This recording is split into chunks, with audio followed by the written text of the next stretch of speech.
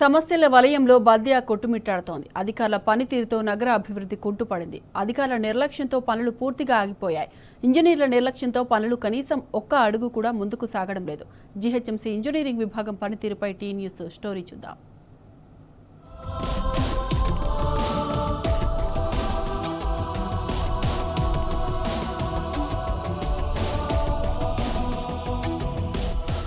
కోటిన్నరకు పైగా జనమున్న హైదరాబాద్లో అడుగడుగున నిర్లక్ష్యమే కనిపిస్తోంది. నాటి బీఆర్ఎస్ ప్రభుత్వంలో పరుగులు పెట్టిన అభివృద్ధి ఇప్పుడు పడకేసింది. జీహెచ్ఎంసీలో ఇంజనీర్లు కనీసం పనులు కూడా చేయడం లేదు. టెండర్లు పూర్తయ్యే 2 ఏళ్లు గడుస్తున్నా ఇప్పటికీ పనులు మొదలు కాలేదు. దాంతో చేపట్టని పనులు రద్దు చేస్తున్నట్లు చీఫ్ ఇంజనీర్ ప్రకటించారు.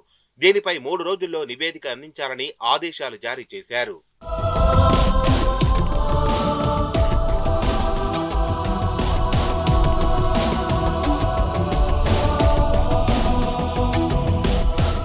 టెండర్లు ఖరారైన పనులు కూడా చేపట్టకుండా బిల్లులు కాజేస్తున్నారనే ఆరోపణలు జీహెచ్ఎంసీలో బలంగా వినిపిస్తున్నాయి. సర్కిల్ పరిధిలో టెండర్లు పూర్తయి పనులు ప్రారంభం కాని ప్రాజెక్టులు ఏమున్నాయో 3 రోజుల్లోగా నివేదిక అందించాలని GHMC chief engineer Sahadev Ratnakar ఆదేశాలు జారీ చేశారు. దాంతో కొన్ని పనులకు మళ్లీ టెండర్లు పిలవాల్సిన పరిస్థితి ఏర్పడింది.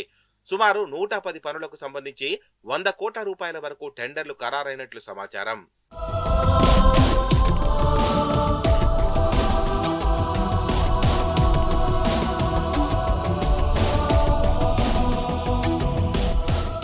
మరోవైపు పెండింగ్ బిల్లులు చెల్లించాలని జీహెచ్ఎంసీ కాంట్రాక్టర్లు గత కొన్ని రోజులుగా ఆందోళన చేస్తున్నా బల్దియా పట్టించుకోవడం లేదు. దీంతో బిల్లులను క్షుణ్ణంగా పరిశీలించారు గత కమిషనర్ ఎలంబర్తి. గత ఆర్థిక సంవత్సరాలకు చెందిన బిల్లులు 100కు పైగా ఉన్నట్టు తెలుస్తోంది.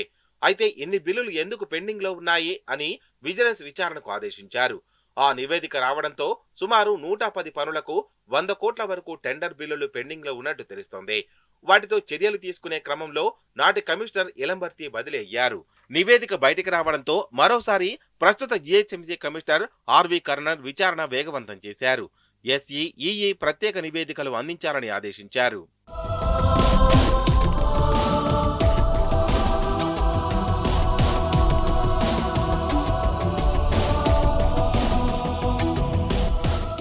అసలు పనులే పూర్తి కావడం లేదు.